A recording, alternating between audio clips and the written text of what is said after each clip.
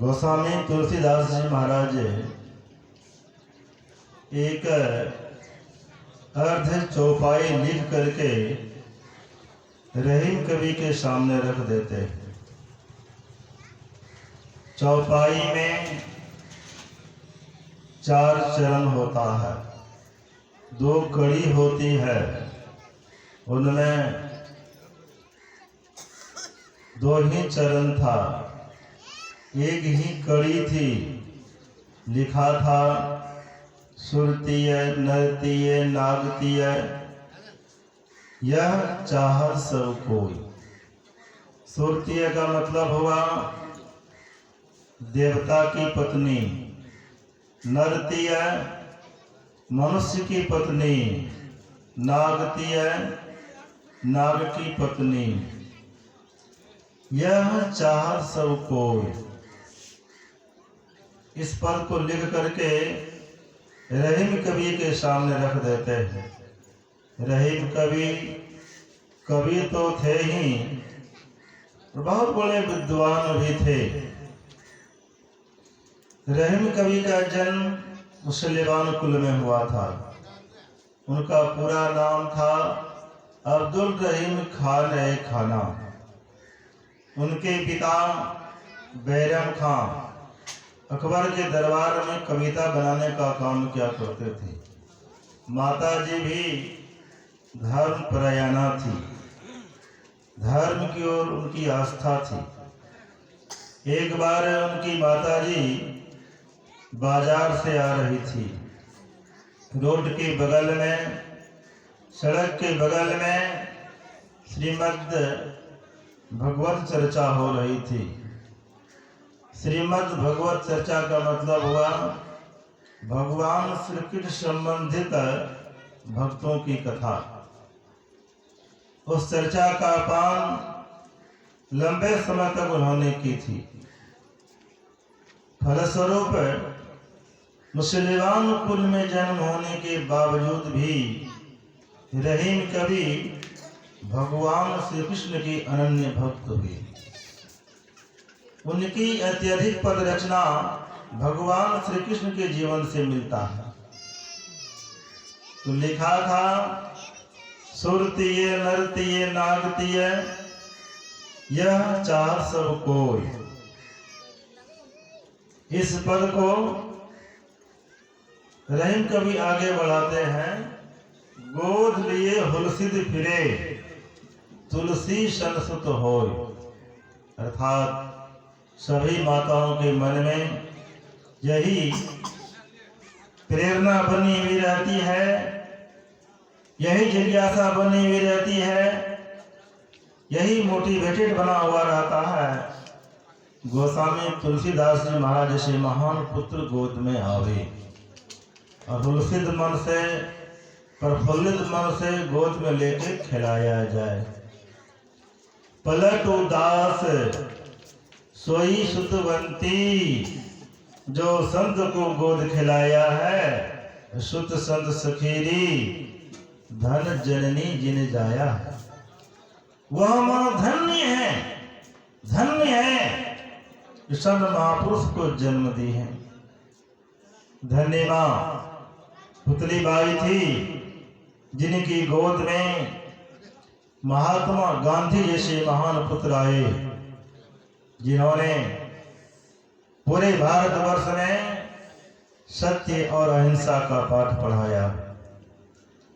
धन्य मां भुवनेश्वरी देवी जिनकी गोद में नरेंद्र दत्त जैसे ओजस्वी बालक आए, जिन्होंने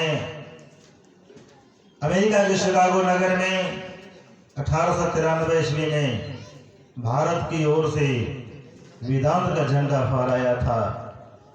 धन्य मां जनकवती देवी जिनकी गोद में 20वीं सदी के महान संत सदगुरु महर्षि मेही परमहंस जी महाराज, जिन्होंने जितने मानुष तनधारी हैं प्रभु भक्ति कर सकते सभी को चरितार्थ किया।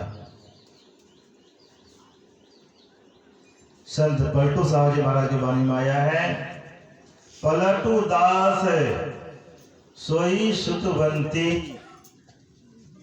सुतवंती कहते हैं बेटा वाली माँ। पलटू दास सोई सुतवंती, जो संत को गोद खिलाया है।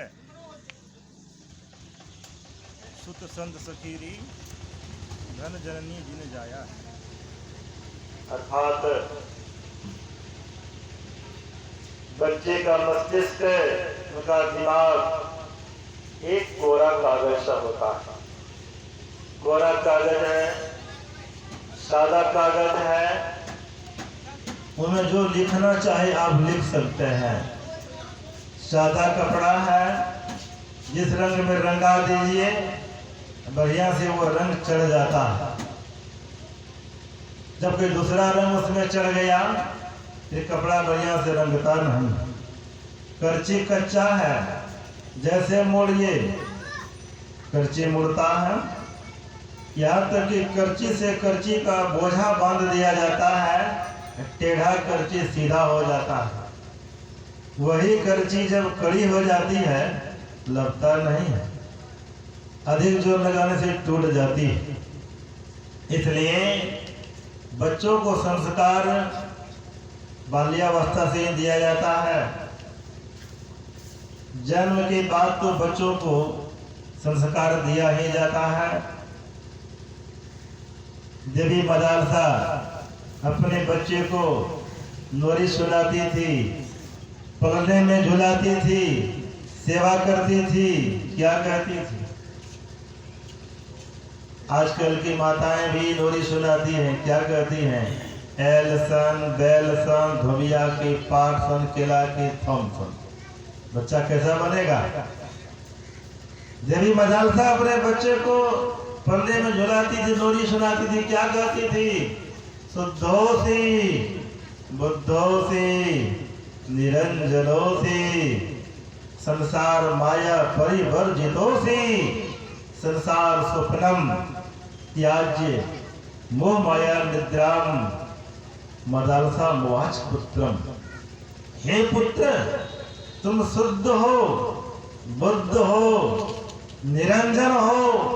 यह संसार नाशवान है, क्षणभंगुर है। उठो, जागो, भजन करो, परमात्मा की भक्ति करो। तुम्हारी माँ मदालसा बोल रही है। क्या हुआ, उनके तीनों पुत्र ब्रह्म ज्ञानी हो गए।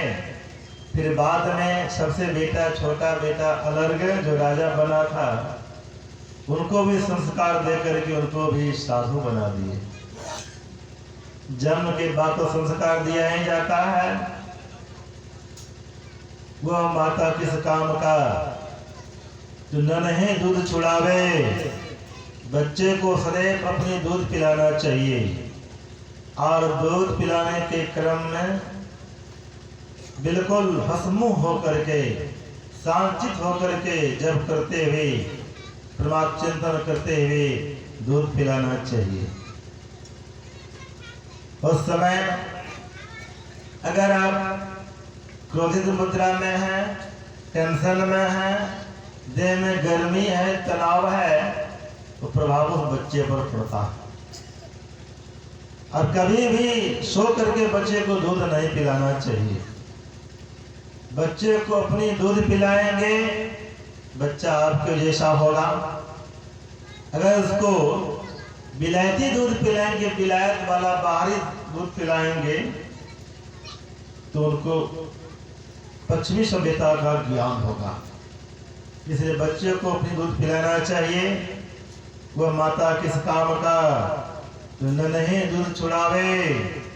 वह पिता किस काम का जो विद्या नहीं पढ़ावे। वह बैल किस काम का ज्योति के नहीं हिलावे। वह भैंस किस काम का दोहद टांग उठावे। वह बेटा किस काम का जो बाप का नाम गमावे। वो बेटे किस काम का जो कुल में दाग लगावे। जन्म के बाद तो संस्कार दिया ही जाता है। माता पिता बरो बहरी जेन बालो न पठिता। वह माता शत्रु के समान है, पिता बैरी दुश्मन के समान है, जिन्होंने अपने बच्चे को नहीं पढ़ाया, ज्ञान नहीं दिया, शिक्षा नहीं दी, और सभा के मध्य में 10 लोगों के बीच में वो बच्चा उसी तरह शोभाहीन लगता है। इस प्रकार की हंस मध्य बको यथा, हंस की पंक्ति में बोगला देखने में शोभाहीन लगता है।